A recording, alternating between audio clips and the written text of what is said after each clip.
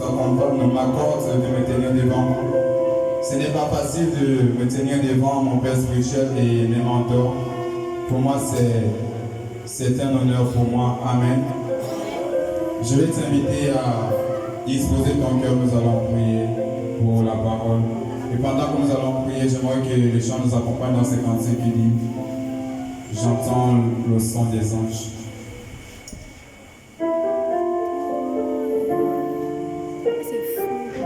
J'aimerais que tu lèves ta voix ce soir et que tu dises à Dieu de te parler. Est-ce que quelqu'un il réalise qu'il est dans la présence de Dieu ce soir? Beaucoup ont voulu être en ce lieu mais n'ont pas cette grâce. Beaucoup ont promis d'être dans ce jour mais n'ont pas vu ce jour. Mais toi que Dieu a encore accordé la grâce d'être en ce lieu, est-ce que tu peux être reconnaissant? Est-ce que je peux prier pour toi ce soir?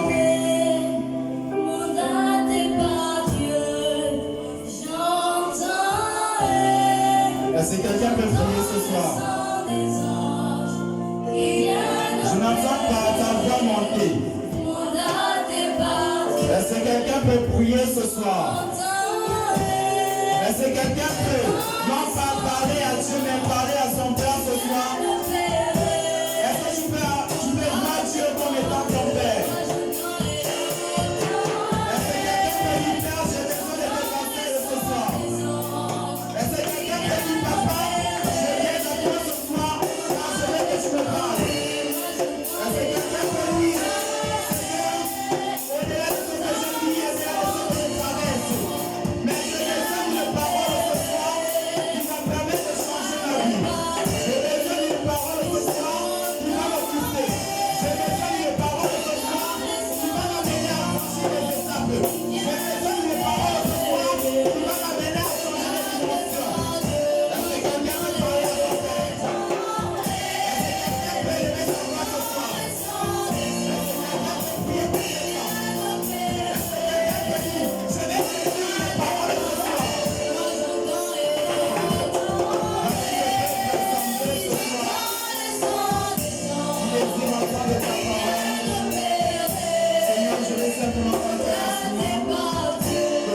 À ce que tu utilises, Seigneur. Seigneur, ne permets pas que mon frère ici de moi en tant que frère. Ne permets pas, Adonai, que mes pères ou mes mères me voient comme mes fils ce soir. Mais je prie, Yahweh, pour la mentalité de chacun. Je prie à ce que toi, sur la donne, tu me connectes à toi, afin de parler à ce peuple. Utilise-moi, Adonai. Enlève en moi l'orgueil, Elohim. Que ton esprit m'accompagne ce soir. Permets-moi de parler non pas de moi mais de toi. Permets-moi, Adonai, que mon intelligence, Adonai, ne dépasse pas l'esprit. Mais que ton esprit domine ma vie. Que ton esprit domine mon corps. Que ton esprit domine ma chair. Que ton esprit domine mes pensées. Afin de parler de ton Père ce soir. Merci encore pour ces personnes qui se sont déplacées pour être en ce lieu. Père, ils pouvaient être chez eux, mais ils ont préféré être dans ta présence. Alors je vais te supplier, Elohim, ne permets pas, Adonai, que ces personnes qui se sont déplacées, Elohim, repartent, Adonai, étant vides. Voilà pourquoi, Adonai, au-delà, Père, de la réalité que nous voyons, mais il y a le mouvement spirituel qui est au-dessus de nous. Il y a le mouvement angélique qui est en ce lieu. Il y a le Saint-Esprit qui agit en ce lieu. Voilà pourquoi je vais te prier, Adonai. Que quelqu'un qui est assoiffé en ce lieu, que quelqu'un qui a lui à dire, Seigneur, je veux que tu me parles, Adonai. Ne permets pas, Adonai, que cette personne retourne vide. Il y a des personnes, Père, qui ont eu à gêner cette semaine. Père, ils ont bien demandé des choses. Ne permets pas, Adonai, que ces personnes restent insatisfaites, Elohim. Je viens encore prier, Adonai, Père, pour la disponibilité de tout un chacun, Elohim, afin que les pensées ne dominent pas. Mais que toi, seul Adonai, tu disposes les cœurs en ce lieu, afin que ces cœurs ne puissent pas voir non pas seulement ce peuple, mais ce cœur, que c'est leur cœur puisse te voir, Adonai. Au nom puissant de Jésus, quand tu es fidèle, et je te dis merci pour ta fidélité au milieu de nous. Sois élevé, sois béni. Que l'honneur et la gloire te reviennent ce soir. Est-ce que quelqu'un est là où il est peut simplement dire Amen et acclame mon Dieu. chaleureusement ce soir.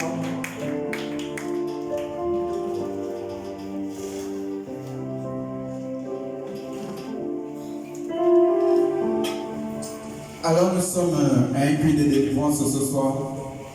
Et le thème de ce soir pour les personnes qui veulent le noter, c'est la distinction. La distinction. Et j'aimerais parler à quelqu'un ce soir. Non pas à ma volonté, mais par le Saint-Esprit. Vous savez, on peut tous naître d'une même personne, je veux dire sortir d'une personne, ou prier dans une même église et être différent des autres. Ce soir, j'aimerais que pendant que le Saint-Esprit sera en train de te parler, que tu puisses saisir une parole. Alors, selon le dictionnaire français, qu'est-ce qu'on entend par distinction? Distinction veut simplement dire être distinct, c'est-à-dire se faire remarquer différemment au milieu des autres. Être séparé d'un lot qui veut dire d'un groupe de personnes. Être distingué, c'est le fait de se mettre à part. Être honoré ou recevoir les honneurs que d'autres ne reçoivent pas. Alors, pendant que j'étais au culte dimanche, le Saint-Esprit pouvait m'inspirer ces thèmes. Et j'aimerais partager cela avec vous. Lorsqu'on parle de distinction, c'est le fait d'être mis à part. C'est le fait où tu n'as pas, les mêmes qualités que les autres. Et pendant que j'étais en train de travailler le thème, j'avais du mal à comprendre la version française et je pouvais rentrer en hébreu pour savoir ce qu'on entend par distinction. Et lorsque je rentre dans la version hébreu, la Bible me fait comprendre ceci, que distinction veut dire par là, je ne sais pas si je prononce bien. Et qu'est-ce qu'on entend par là? C'est le fait de se faire séparer. Et l'étymologie des mots nous amène à comprendre, il dit c'est la racine primaire d'une chose. Qui veut dire c'est le début d'une chose qu'on appelle être distingué. J'aimerais amener à quelqu'un à comprendre cela. Lorsqu'on te dit que tu es mis à part, c'est-à-dire que tu es distingué des autres. Et plusieurs d'entre nous, nous venons de familles différentes. Plusieurs d'entre nous, nous fréquentons différents milieux. Mais lorsque nous sommes dans ces différents milieux, nous devons comprendre une chose. Il y a quelque chose au-dedans de nous qui nous permet de se faire sentir différents des autres. Il y a quelque chose en nous que d'autres n'ont pas qui fait en sorte que nous soyons distingués au milieu des foules. Il y a quelque chose en nous qui fait en sorte que nous serons séparés des autres. Est-ce que je peux parler à quelqu'un ce soir? Nous allons prendre nos Bibles dans le livre de Matthieu 13, à partir du verset 24 à 30. Je vais vous prier de bien vouloir vous mettre les voix afin d'honorer la parole, s'il vous plaît. En attendant que ceux qui ont des Bibles soient à la page, je réitère Matthieu 13 à partir du verset 24. Si quelqu'un est à la page, je viens vouloir nous accompagner dans la lecture.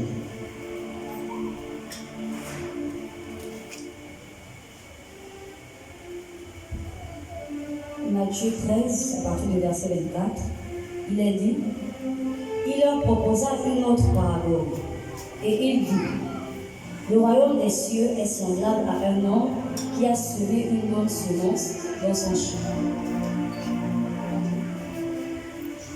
Jusqu'à 30. Mais pendant que les gens dormaient, son ennemi vint, sema de l'ivraie parmi le blé et s'en alla. Lorsque l'herbe eut poussé et donné du fruit, l'ivraie parut aussi. Les serviteurs du maître de la maison vinrent lui dire, Seigneur, n'as-tu pas semé une bonne semence dans ton champ? D'où vient donc qu'il y a de l'ivraie? Il leur répondit, c'est un ennemi qui a fait cela. Et les serviteurs lui dirent, veux-tu que nous allions l'arracher? Non, dit-il, de peur qu'en arrachant l'ivraie, vous le déraciniez en même temps le blé. Laissez croître ensemble l'un et l'autre jusqu'à la moisson.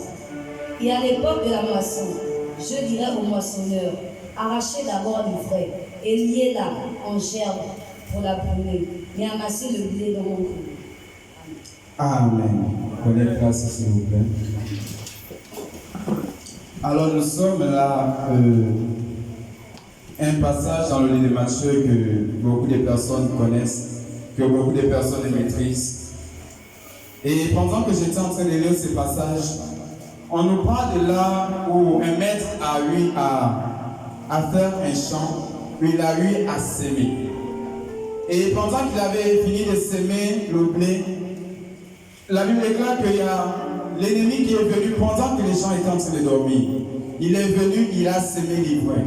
L'ivraie en un mot qui veut dire, en version hébreu également, qui veut dire zizanie. C'est-à-dire qu'il est venu semer le trou dans le champ. Il a apporté la mauvaise herbe afin de nuire au blé, afin de nuire à la bonne herbe. Et pendant que les choses, le blé est en train de croître, mais les serviteurs se rendent compte qu'il y a une mauvaise herbe au milieu d'eux. Mais les serviteurs vont venir auprès du maître, ils vont poser la question, maître, lorsque tu as eu à planter, tu n'as pas simplement semé le blé, mais pourquoi au milieu du blé, nous trouvons l'ivraie? Est-ce que tu veux que nous partions arracher cela? Mais là, avec le verset 30, le passage qui m'interpelle le plus, le maître va dire laisser.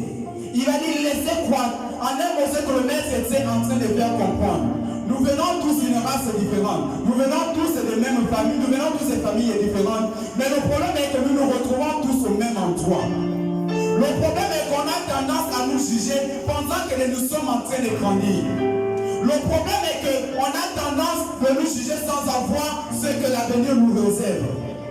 Mais ce que j'aime dans cette parole, la Bible dit ceci, le maître va dire, laissez-les croître. En un mot, ce qu'il était en train de nous dire, c'est qu'on peut se regrouper ici ensemble. On peut commencer à servir Dieu ensemble, mais laissez-nous grandir. Car lorsque nous sommes dans une génération, tout le monde n'est pas appelé enfant de Dieu. Mais ce que l'ennemi a trouvé bon, de faire pendant que Dieu est en train de travailler avec une catégorie de personnes, le diable également mélange la même chose afin que nous soyons tous ensemble. Mais ce que j'aime, c'est parce que la Bible nous dit, laissez-nous avancer ensemble. Laissez-nous grandir ensemble. Et pendant que nous allons grandir ensemble, chacun va porter ses fruits. Est-ce que je peux commencer à parler à quelqu'un ce soir? La Bible dit ceci, que laissez croître. Et lorsqu'on lit, laissez croître ensemble l'un et l'autre jusqu'à la moisson. Et qu'à l'époque de la moisson, je dirais au moissonneur, arrachez d'abord l'ivraie et tirez en gerbe pour brûler.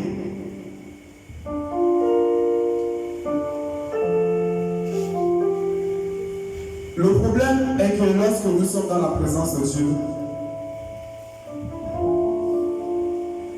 comme je pouvais le dire la fois dernière, que beaucoup de personnes ne se connaissent pas. Vous savez, la distinction peut venir de Dieu, et la distinction peut également venir d'un homme. Mais ce que j'aimerais te faire comprendre ce soir, c'est que lorsque Dieu appelle quelqu'un, la Bible dit ceci, qu'il prend soin de préparer les personnes qu'il veut exposer. Voilà pourquoi lorsqu'on a parlé des distinctions, on a dit le fait de mettre à part. C'est-à-dire lorsque Dieu t'appelle, il prend soin de te mettre à part afin d'être différent des autres. Mais ce que tu dois savoir, c'est pendant qu'il est en train de te préparer, pendant tu es mis à part afin de croître, afin de grandir, il prend soin de te travailler. Et pendant que tu travailles, tu n'es pas mis à l'écart des autres, tu es au même niveau que les autres. Vous êtes tous ensemble. Mais le problème est qu'avec le temps, pendant qu'il vous laisse avancer, il prend soin de mettre en toi les qualités que d'autres n'ont pas. Il prend soin de mettre en toi les choses que d'autres n'ont pas. Voilà pourquoi on peut commencer à fréquenter ensemble. On peut commencer à apprendre ensemble. C'est pas parce que nous avons tous le même enseignant qui veut dire qu'on va tous réussir de la même façon. C'est pas parce que nous avons tous le même prédicateur qui veut dire qu'on peut tous se saisir la même chose. C'est pas parce que nous sommes tous de la même famille qui veut dire que nous devons tous réussir de la même façon. Mais lorsque Dieu t'appelle, il prend soin de te mettre à part afin de te distinguer des autres. Et c'est ça lorsqu'on appelle un enfant appelé. C'est là qu'on appelle un enfant élu. Tu n'es pas élu parce que tu as choisi d'être élu. Tu n'es pas distingué parce que tu as voulu être distingué. Mais c'est le fait que tu as trouvé bon parce qu'il te connaît, il prend soin de te mettre à part. Et c'est ça la distinction. Et c'est ça. C'est pas parce que toi-même tu as souhaité, c'est pas parce que toi-même tu as voulu, mais c'est parce que Dieu a pris soin de te séparer des autres. Parce que Dieu a pris soin de te séparer d'un groupe afin que tu sois différent de ce groupe. Voilà pourquoi tu peux être dans une classe où vous avez, tu vois, tu te rends compte qu'il y a les mêmes cours que les autres reçoivent, que toi également tu reçois. Mais pendant les devoirs, il y a quelqu'un qui te dit il n'était pas là, mais il n'a pas la même note que toi. Il y a des gens que Dieu a su distinguer, pas parce qu'il voulait, mais parce que Dieu a préparé ces personnes d'avance. Voilà pourquoi tu vas te retrouver avec des personnes qui vont te dire, toi tu es toujours différent, mais on ne sait pas ce qui est en toi. Est-ce que je peux avancer? Vous savez, il y a différents types de distinctions. Nous parlons là de la distinction qui vient de l'Éternel. C'est dans le livre de Exode 33.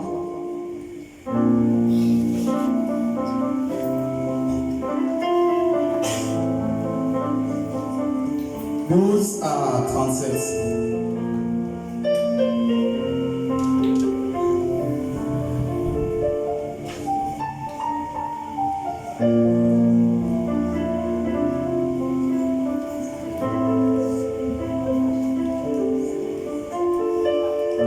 Exode 33, verset 17, verset 12 à 17. Exode 33, verset 12 à 17, il est dit. Moïse dit à l'Éternel, voici, tu me dis, fais monter ce peuple, et tu ne me fais pas connaître qui tu m'enverras avec moi.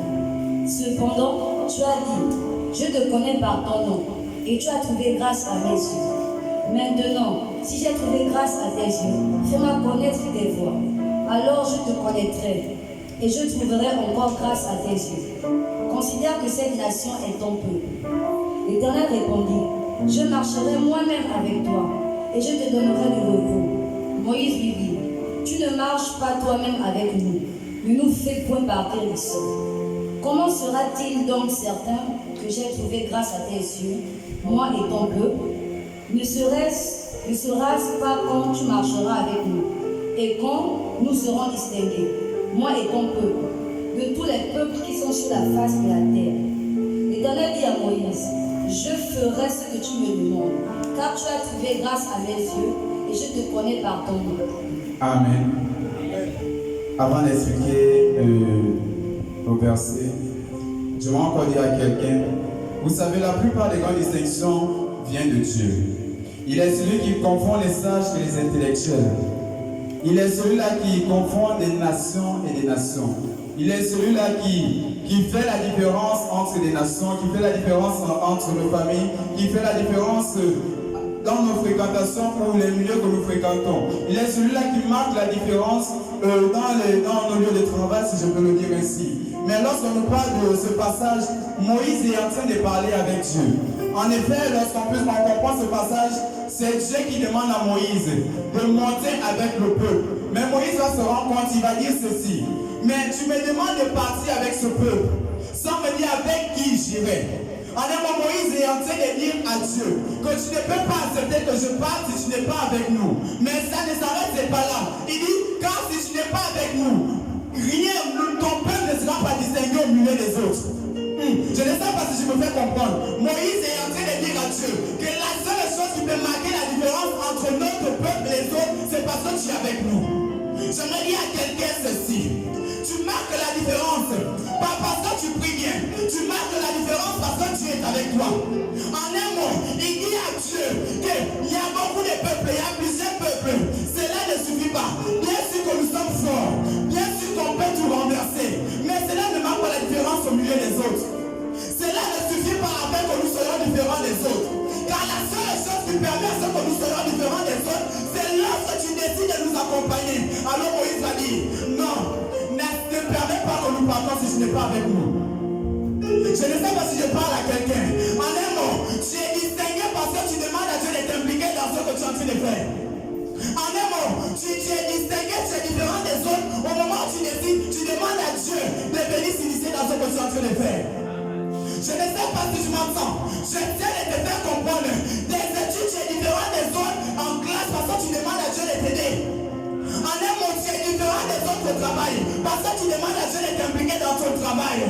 En un mot, tu es distingué dans ta famille parce que tu demandes à Dieu de s'initier dans ta famille. Je ne sais pas si je parle à quelqu'un. Ce que je vais te faire comprendre ce soir, que ce qui marque la différence entre nous et les païens, c'est parce que nous avons la présence de Dieu en nous. Et c'est ça qui marque la différence lorsque nous marchons. Et c'est ça la distinction qui vient de l'Éternel. Pas parce que nous voulons, mais parce que nous avons quelqu'un qui a la capacité de nous distinguer. Et c'est là il est Dieu. Oh, j'aime bien ce dialogue avec Moïse. Vous savez, Dieu avait décidé après le feu dehors de ne plus marcher avec eux. Il avait dit je ne marche plus avec eux. Mais le problème c'est parce que pendant qu'il voulait tuer tout le peuple, Moïse va dire à Dieu, je ne refuse pas que tu puisses tuer ce peuple. Tu es Dieu. Mais le problème est que si tu tues ce peuple au désert, Pharaon va dire, tu étais incapable d'accomplir ta promesse, d'amener ce peuple à la terre promise. Donc c'est là, Dieu commence à changer sa décision. Mais il a quand même dit, je n'avance plus avec vous. Mais le problème lorsqu'il dit, je n'avance plus avec vous, Moïse le refuse également. Parce que Moïse savait qu'il y avait des combats. On ne respecte pas quelqu'un parce qu'il y a de l'argent. Bien sûr que l'argent impose le respect. Mais ce qui permet à ce que les gens puissent te respecter, c'est lorsque tu es différent des autres. Oh, j'aime cette parole. La Bible dit ceci, nous sommes la lumière du monde. C'est-à-dire que nous éclairons de là où nous sommes. Et lorsque d'autres sont dans le noir, on voit celui qui a de la lumière. Et tu as de la lumière parce que le Saint-Esprit est en toi. Et si le Saint-Esprit est en toi, tu es dans l'obligation de faire les choses différentes que les autres. Je ne sais pas si je parle à quelqu'un ce soir. On appelle de la distinction qui vient de l'Éternel. Parce que lui-même il a décidé de s'impliquer dans ce que tu fais. J'aimerais dire à quelqu'un, tu veux être différent. Ça ne sert à rien de lutter. Tu veux être différent, tu veux être distingué. Demande à Dieu de s'impliquer dans ce que tu es en train de faire. Si c'est le travail, demande à Dieu de s'impliquer dans ton travail. Si c'est le ministère, demande à Dieu de s'impliquer dans ton ministère. Si c'est les études, demande à Dieu de s'impliquer dans tes études. Car tout le monde apprend. Il y a beaucoup de personnes qui passent des nuits blanches en train d'étudier. Il y a beaucoup de personnes qui veillent, qui jeûnent parce qu'ils veulent réussir. Mais ils n'ont pas compris le secret. Toi, tu as la grâce de comprendre le secret ce soir. C'est qu'on ne force pas lorsqu'on a le Saint-Esprit. Parce que lorsque tu as le Saint-Esprit, tu es mis à part que les autres. Je ne sais pas si tu me comprends. Parce que lorsque tu marches par le Saint-Esprit, tu n'es plus celui que les hommes voyaient avant. Mais tu es celui-là que Dieu a besoin de former afin de mettre de côté. Et pendant qu'il se met de côté, les choses qui étaient impossibles deviennent possibles à toi. Je ne sais pas si je parle à quelqu'un. Pendant que tu as le Saint-Esprit, il prend soin de te révéler des choses qui permettront que lorsque tu donnes un témoignage ou lorsque tu parles, on voit que son langage change. Mais ses conseils sont différents. La façon d'agir est différente que les autres. C'est parce que tu es distingué. C'est parce que le Seigneur a pris soin de te mettre à part pour son œuvre, pour que tu grandisses, pour que tu sauves ta famille, pour que tu amènes de l'impact. J'aimerais dire à quelqu'un, nous faisons tellement des efforts, il y a des choses que nous avons du mal à comprendre. C'est parce que la personne, la Bible dit ceci, il parle du Saint-Esprit comme la seule personne qui connaît les profondeurs de Dieu. La seule personne qui connaît la pensée de Dieu. La seule personne qui est intime, qui veut dire ce que Dieu ressent, il ressent la même chose. Mais je ne vais pas parler de ça comme trahison, mais le problème est que la même personne qui connaît les profondeurs de Dieu vit en toi. Je ne sais pas si je me fais comprendre. C'est-à-dire, les choses que Dieu a en lui, il connaît cela, il peut te révéler cela. C'est-à-dire, il sait comment tu peux prospérer dans tes entreprises, parce qu'il connaît les voies de Dieu. C'est-à-dire, il sait ce que Dieu pense de toi. Il sait ce que Dieu a prévu de faire pour toi. Mais le problème est qu'il connaît ces choses. Ce n'est pas une trahison, parce qu'il vient en toi. Il peut prendre de là et mettre en toi et te dire, voici où le Père t'attend, voici où tu dois partir, afin que tu sois différent des autres. Il y a des personnes qui préparent des séminaires. Il y a des personnes qui préparent, comment dire ça, des séminaires dans les entreprises pour dire je vais faire l'exposé. Mais le problème est que tu dois apporter ce qui est différent des autres. Tu te poses des questions. Comment je dois faire? Qu'est-ce que je dois dire? Tout le monde va parler. Mais tu n'as pas t'inquiéter parce qu'il y a quelqu'un qui connaît tout et qui est en toi. Tu peux apporter quelque chose de différent que les autres n'ont pas.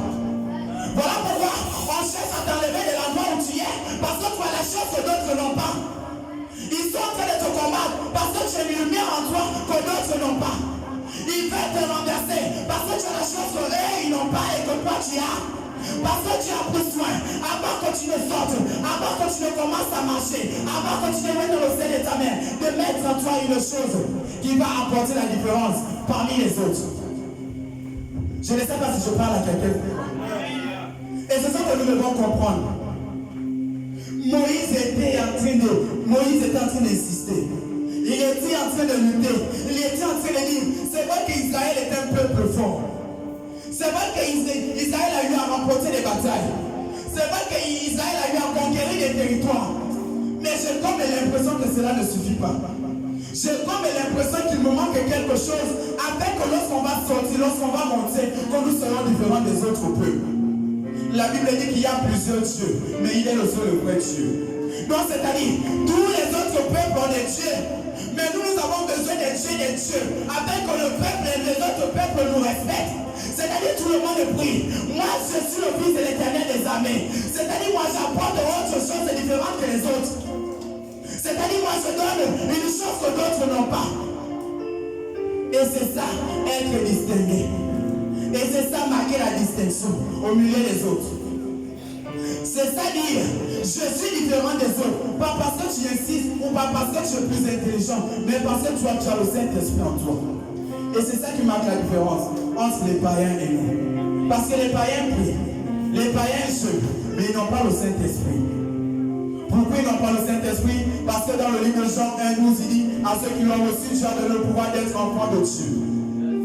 Toute personne qui a accepté Jésus qui a le Saint-Esprit. Donc tout le monde n'est pas enfant de Dieu, mais tout le monde peut prier Dieu.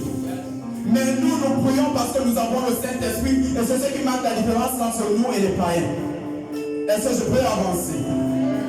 Nous avons également la grâce de la distinction par la racine primaire, comme je pouvais le dire. Comme je pouvais le dire, l'étymologie du mot distinction, ça veut dire racine primaire qui veut dire le début du commencement d'une chose. Alors pourquoi je parle de la grâce de la distinction? Je parle de la grâce de la distinction, pourquoi? Parce que nous sommes distingués parfois, pas parce que nous avons fait des efforts, parce que nous sommes en train d'hériter de quelque chose que quelqu'un a eu à semer avant nous. Je ne sais pas si je vais mieux m'expliquer. Toutes les distinctions ne viennent pas forcément liées au fait que nous méritons, ou parce que nous sommes enfants de Dieu. Qu'est-ce que je vais te dire par là? Ce que je suis en train de te dire, c'est que la distinction est comme un héritage. La distinction, c'est quelque chose également qu'on peut recevoir. La distinction également, c'est quelque chose que nous pouvons hériter de quelqu'un avant nous. Je vais me faire comprendre. Est-ce que nous pouvons prendre le livre dans le livre de Genèse.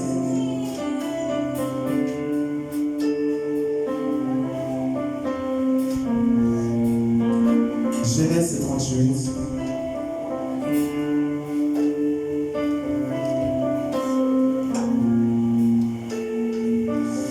Le passage est un peu long, je vais progresser. Pour les gens qui voudront lire, c'est dans les Genèse 38, on nous parle de l'histoire de Juda et de Tamar. Alors ce que j'aimerais te faire comprendre dans la distinction qui est comme héritage, je dis, la distinction par la grâce et la racine humaine. Nous connaissons tous l'histoire de David.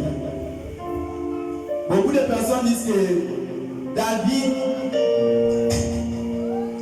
David n'était pas légitime à la royauté.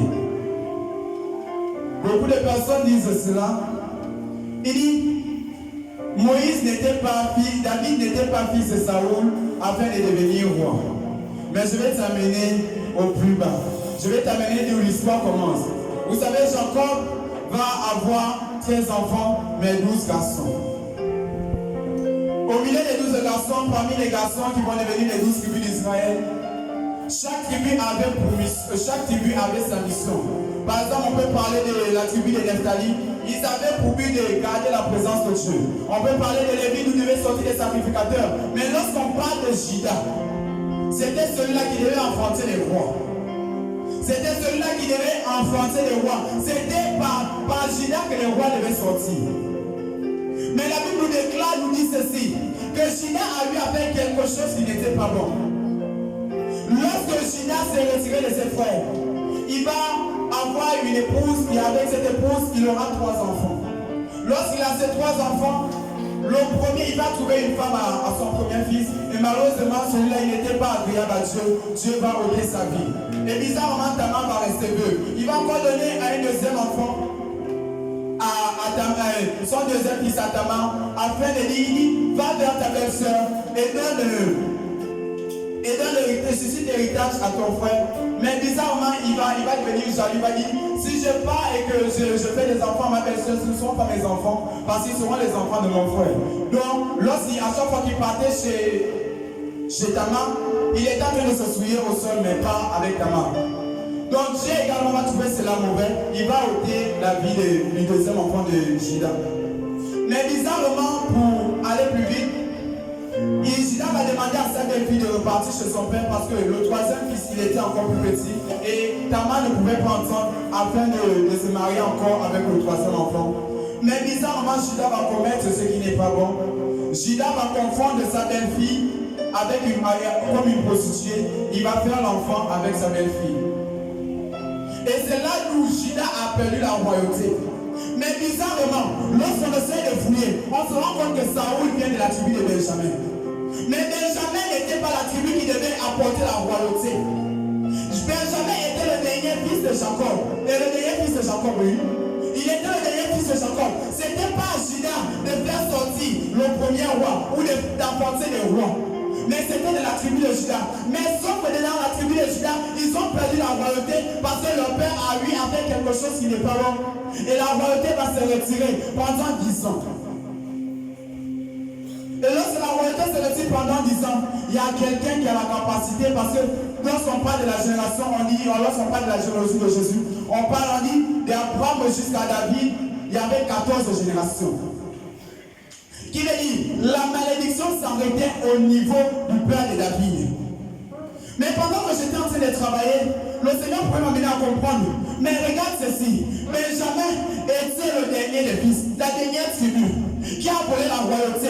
Mais il y a qu'un dernier pour aller récupérer ce qui a été perdu, et c'était David. Je dis à quelqu'un ce soir, il y a les distinctions que nous avons, pas parce que nous avons travaillé, mais parce que nous héritons de cela de nos pères. Moi je dis ceci, que David était légitime à la royauté parce que David était de la tribu de Juda. David revenait de la tribu de Juda qui faisait en sorte que lorsque la malédiction allait être supprimée, David devait être légitime à la royauté. Isaïe était de la 10e génération. Il devait s'arrêter la malédiction. Et cela nous vient David. Mais le problème c'est parce qu'on ne peut pas envoyer les aînés, ce n'est pas un problème des aînés. On ne peut pas envoyer le cadet, ce n'est pas un problème des cadets. On envoie le dernier pour récupérer le problème des derniers. J'aimerais dire à quelqu'un, nous sommes distingués pas parce que nous méritons, mais parce que c'est un héritage que nous avons. Il y a beaucoup de personnes qui ont eu, qui sont rentrées quelque part, qui ont obtenu des choses qu'ils avaient, pas parce qu'ils méritaient cela, mais parce que c'est un héritage que les pères ont eu à préserver pour leurs fils. Tu es distingué pas parce que tu es mieux que les autres, tu es distingué parce que c'était un héritage. Bien sûr que David était ami avec Jonathan, mais le problème est que Saoul était roi, mais Saoul n'avait pas le cœur de la royauté. David avait le corps qu'il fallait, Saoul avait le corps qu'il fallait, il avait les âmes qu'il fallait, il avait le caractère qu'il fallait, mais il n'était pas de la tribu royale. J'aimerais dire à quelqu'un ce soir, le problème dans ton travail, ce n'est pas parce que tu réussis, ce n'est pas parce que tu travailles plus que les autres. Mais le problème est que la position qui est pour toi sera toujours pour toi. Le problème est que toi, tu es prévu pour cette promotion. Le problème est que tu dois mériter cette promotion parce qu'elle était prévue pour toi. D'autres vont faire des efforts, ils vont combattre, ils vont lutter, ils vont corrompre, mais ils ne peuvent pas mériter cela parce qu'ils n'ont pas le cœur qu'il faut pour la chose. David avait le cœur qu'il faut parce qu'il venait de la race royale. David avait le cœur qu'il faut pendant que lui, les frères étaient dehors. Lui, Dieu était en train de préparer avec l'histoire différente des autres. Saoul avait fait ce qu'il pouvait faire, mais il n'avait pas le cœur des rois. Parce n'était pas de la race royale.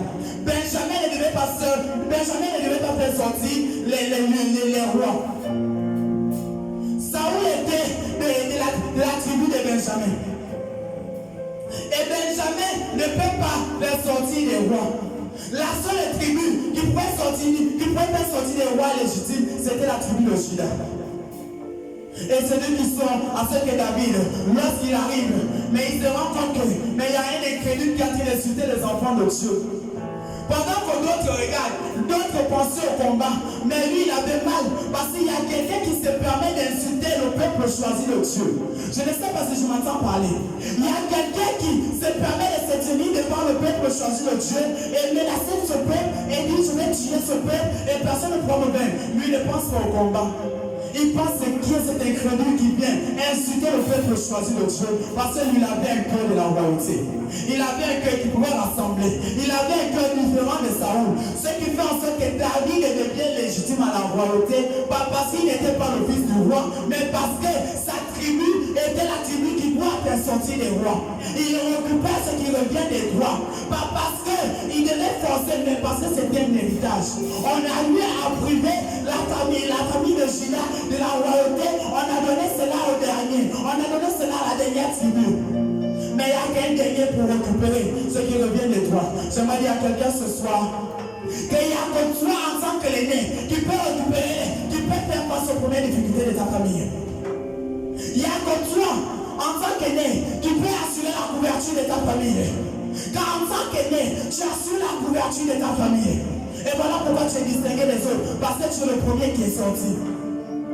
Voilà pourquoi Paul m'a dit ceci. De la même façon que le péché est rentré à travers un homme, c'est de la même façon que la grâce est revenue par un homme.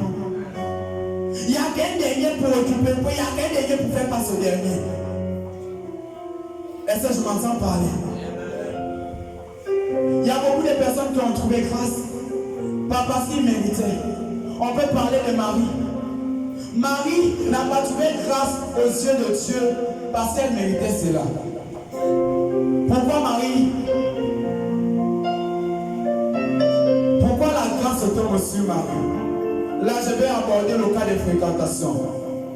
Vous savez, il y a les distinctions qui viendront, non pas seulement parce que c'est Dieu, mais parce que Dieu a su mettre les bonnes personnes à tes côtés.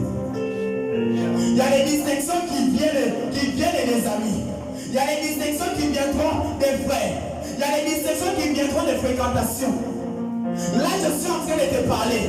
La Bible déclare également que Marie a trouvé grâce, pas parce qu'elle était la seule fille vierge. Marie a trouvé grâce aux yeux de Dieu, mais parce qu'elle était fiancée à Joseph. Et Joseph revenait de la tribu de Juda.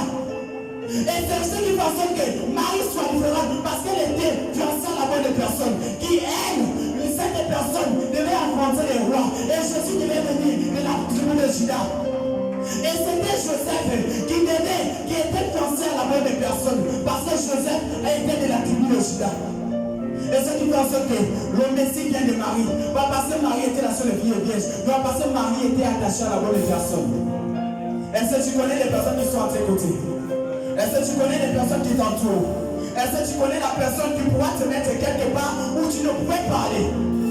Il y a des personnes qui ont avancé dans les ministères, pas parce que c'était Dieu, mais parce que c'était son ami. Il y a des personnes qui sont sorties des situations à cause des frères. Il y a des personnes qui sont sorties des difficultés à cause des amis. Est-ce que tu connais tes fréquentations?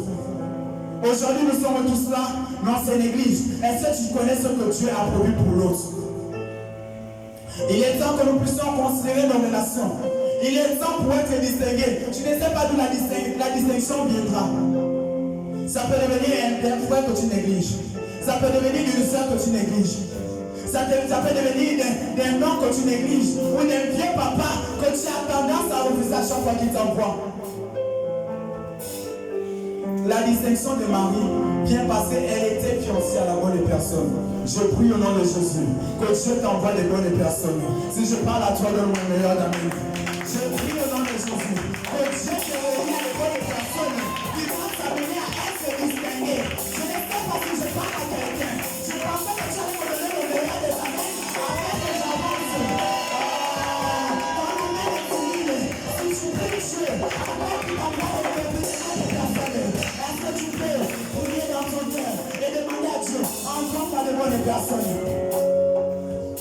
distinction ne viendra pas seulement parce que tu pries.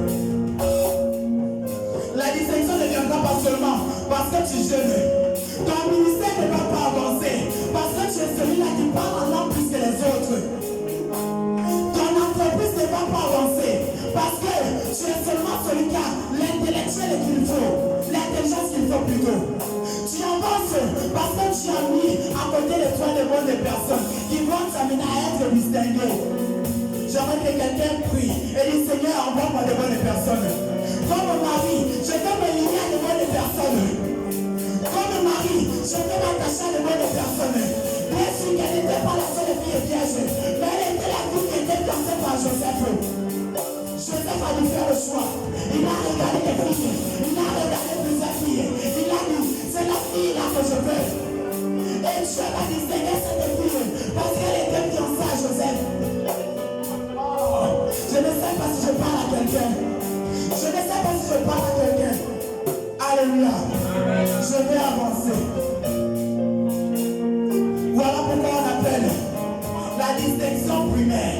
Car c'est le début. Nous sommes en train d'hériter des choses que nous n'avons pas travaillé. Nous sommes en train d'hériter des choses qui nous viennent parce que quelqu'un a eu à travailler pour ces choses. Voilà pourquoi nous parlons également d'Esther. Et pendant que je venais, et bizarrement, le Seigneur me parle d'Esther. Et je ne sais pas si d'autres personnes comme moi, lorsqu'ils ont lu le livre d'Esther, chapitre 2, ils ne se rendent pas compte qu'on ne parle pas de l'origine d'Esther. Je ne sais pas pourquoi. Mais bizarrement, on parle plutôt de Mardochée qui était son cousin. Et Mardochée va interdire à Esther de parler de son origine. Et bizarrement, Mardochée connaissait des personnes à la cour royale. Et bizarrement, Mardochée fréquentait la cour royale. Et bizarrement, Mardochée connaissait les projets de la cour royale. Et bizarrement, Vasti a fait quelque chose qui avait déplu au roi. Et on va décider de changer de reine. Mais il y avait quelqu'un qui a mené Esther dans cette ville. Ils étaient de la tribu de Benjamin. Mardochée revenait de la tribu de Benjamin. Qui veut dire, il était de la race choisie de Dieu. Il était le peuple, il revenait du peuple choisi par Dieu. Il était de la tribu de Benjamin. Et bizarrement, on parle rien que de Mardochée. Esther n'avait pas de père. Esther n'avait plus de mère. Il n'avait que son cousin Mardochée. Et c'est à cause de Mardochée qu'on a vu une fille vierge également, qu'on a menée à cause de sa beauté, pas parce qu'elle était jolie, mais parce que c'est Mardochée qui l'a menée là-bas.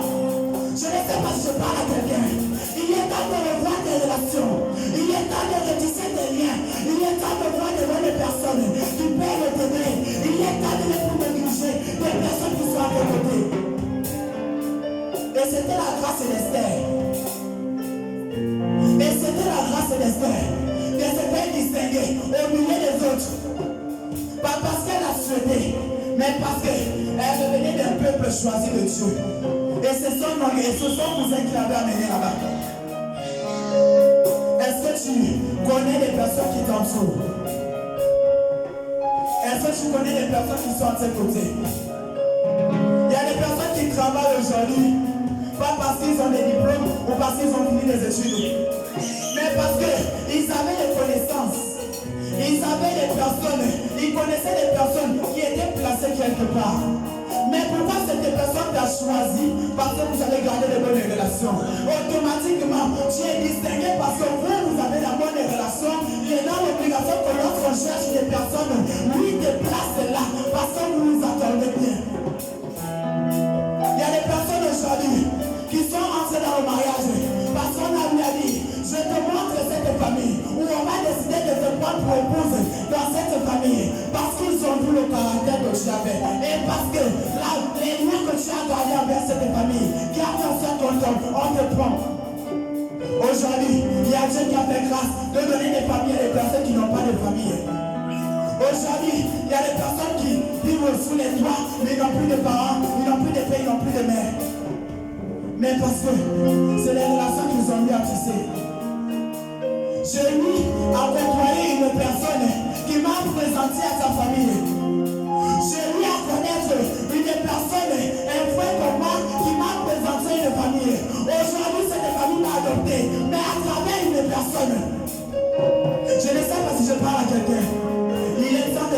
les relations. La distinction ne viendra pas seulement parce que tu jeûnes. La distinction ne viendra pas seulement parce que tu pries. La distinction ne viendra pas seulement parce que tu sers Dieu. Mais la distinction viendra également parce que tu as su garder de bonnes relations pour le toi. Au-delà de l'héritage que nous avons la grâce de recevoir, la distinction qui vient de notre Dieu. Nous avons également la grâce de recevoir la distinction qui vient de nos amis. Et aujourd'hui, il y a beaucoup de personnes qui ont plus d'amis dehors que des vrais parents dans la maison. Parce qu'ils ont su tisser les liens. Je ne sais pas si je parle à quelqu'un ce soir.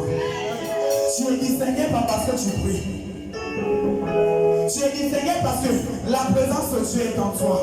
Et pas n'importe quelle présence. Parce que le Saint-Esprit demeure en toi. Alors si tu as eu à capter ou à saisir une parole ce soir, je vais t'inviter à te mettre debout. Nous allons prier.